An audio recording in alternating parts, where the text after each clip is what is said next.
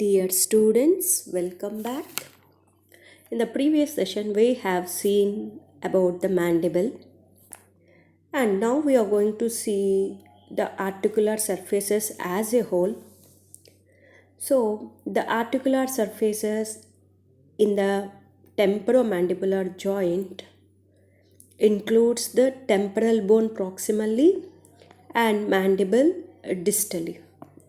So, to function properly in the temporomandibular joints, multiple bones are merging to form the structure and contribute the function of the temporomandibular joint. Okay, so what are those bones which include in the temporomandibular joints are? So one is the mandible, another one is the maxilla, another one is the temporal bone mainly, and then the zygomatic bone, and here this one is the sphenoid bone, and also we'll have hyoid bone. So in front of the cervical spine you'll have the hyoid bone. That hyoid bone also involves in the function of this temporomandibular joint. But the main articulating surfaces of temporomandibular joint is one is the temporal bone and another one is the mandible. So distally it is formed by the mandibular condyle of the mandible, which articulates with the articular eminence of the temporal bone, forming temporomandibular joint. Okay, in this joint, here the mandible is the movable segment of the joint, whereas the proximal part is a stationary part. It will not move. The proximal part will not move. Only the distal part of the joint will move. Okay. So the proximal or the stationary segment of the temporomandibular joint is the temporal bone. So the condyles of the mandible sits in the mandibular fossa of the temporal bone. Here you can see the mandibular fossa. So one depression here you can see, this one is called as mandibular fossa. In this mandibular fossa, this mandibular condyle will sits into. So where this mandibular fossa exactly present? This mandibular fossa is located between the postglenoid tubercle. What you call postglenoid tubercle. This fossa is in the form of glenoid. That means you know the glenoid cavity. Like that, some concavity is present. So it is also called as glenoid fossa. Mandibular fossa is also called as glenoid fossa. So behind that glenoid fossa, you will have a tubercle. Some extension of bone is present. So this one, some extension is present like this. So it is called as, which is present posterior to the glenoid. So this tubercle is called as postglenoid tubercle. So the mandibular fossa is present in between the postglenoid tubercle and the articular eminence. Here another eminence, so which is present in front of the fossa, that is called as articular eminence of the temporal bone. So in this mandibular fossa, this mandibular condyle will sit up. Okay, and then again we will see. So the condyles of the mandible sit in the mandibular fossa of the temporal bone. The mandibular fossa is located in between the postglenoid tubercle and also the articular eminence of the temporal bone. So as we know that the temporal bones and the mandible combine to create a joint. So that means how many joints? Two separate joints are formed, but these two joints are connected. On each side with the mandible itself. Okay. And because these two joints on the right side and left side are joined together, so temporomandibular joints are a part of closed kinematic chain and must function together. Okay. However, the joints are anatomically independent and each can vary structurally as well as functionally, but all these joints have to work together to get a desirable movements. Okay. So structurally, the individual temporomandibular joints are considered as synovial joints formed by the condyle of the mandible inferiorly and the articular eminence of the temporal bone.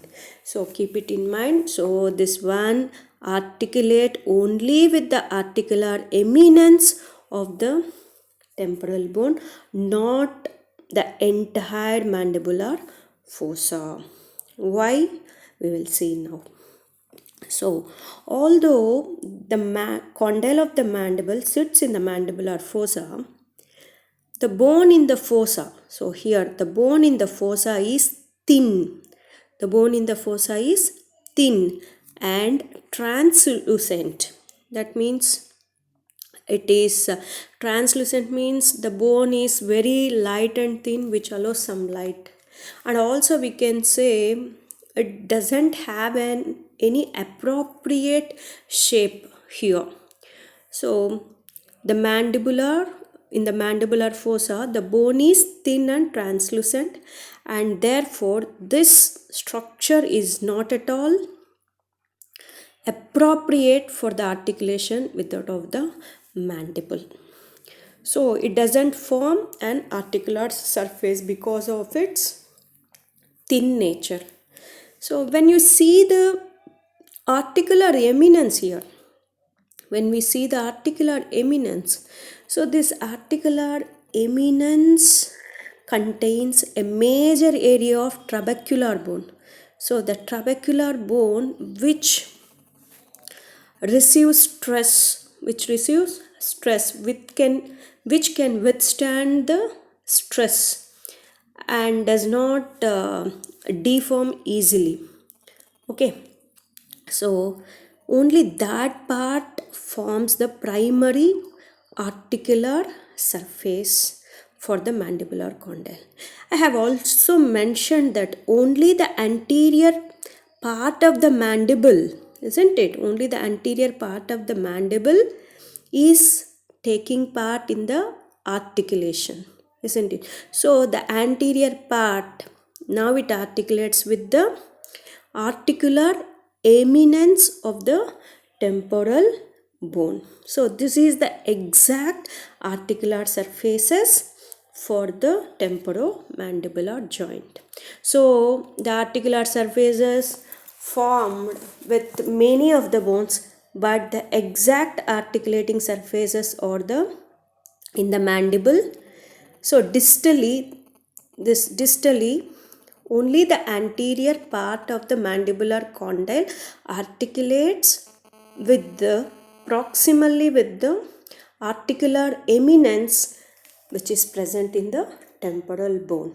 These are the articulating surfaces of the mandible. If you see both the things, so this is also convex. The anterior surface of the mandible is also convex and the articular eminence is also convex. If you see both are convex, that means because of these convex structures, so resulting this joint as incongruent joint. That means, so if you take a congruent joint, so if one surface is convex, another surface should be concave. isn't it? So then only it is fixed exactly, and the articulation will done smoothly. But if both the surfaces are convex or concave, how can they articulate? So this one is both are convex, then it doesn't form an proper articulation in between them. So such kind of joints are called as incongruent joint. Now with this it forms an incongruent joint. And also this temporomandibular joint is classified as synovial joint, but the articular surfaces are not covered with hyaline cartilage in the temporomandibular joint, and these articular surfaces are covered by the dense avascular collagenous tissue which contains only some cartilaginous cells. So such kind of cartilage is called as fibrocartilage. So this fibrocartilage, normally this fibrocartilage is present in areas that have to withstand repeated and high level stress. So fibrocartilage ఎక్కడ ఎక్కువ ఉంటుంది అంటే ఎక్కడైతే ఎక్కువ force స్ట్రెస్ని withstand చేయాలనుకోండి, అలాంటి ఏరియాస్లోనే fibrocartilages ఉంటాయన్నమాట. So as we know that functionally this temporomandibular joint is taking greater stress during eating and swallowing, so it has to withstand such great stresses. So for that reason the articular surfaces are covered by fibrocartilages. So how the fibers are arranged inside the fibrocartilage of these articular surfaces means, so this fibers in the fibrocartilage are arranged in two layers. One is the deeper layer and the superficial layer, and the deeper layer is arranged, the fibers in the deeper layers are perpendicular to the bony surface and which can withstand more stresses. In the deeper layers of the fibrocartilage, the fibers are arranged in perpendicular to the bony surfaces which can withstand greater stresses. Whereas on the superficial layer, the fibers are arranged in parallel. So because of this parallel arrangement, which helps to facilitate gliding of the joint surfaces,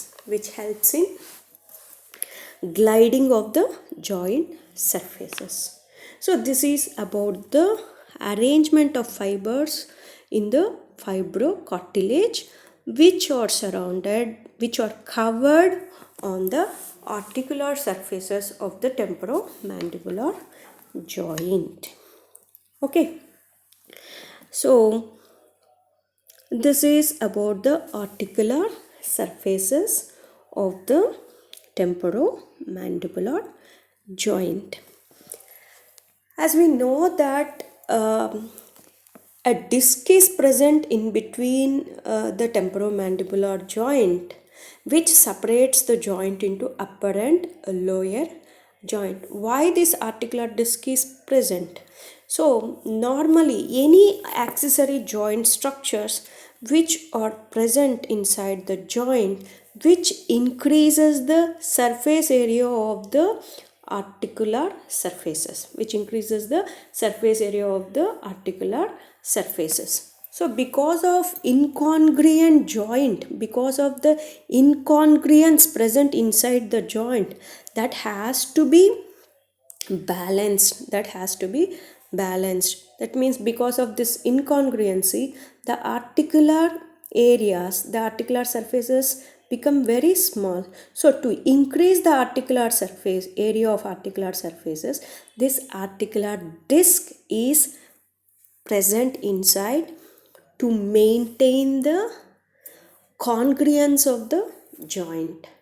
So now we are going to see the articular disc, how this articular disc helps the temporomandibular joint in increasing the surface area of the articular surfaces, which helps in the mandibular motions in the next video.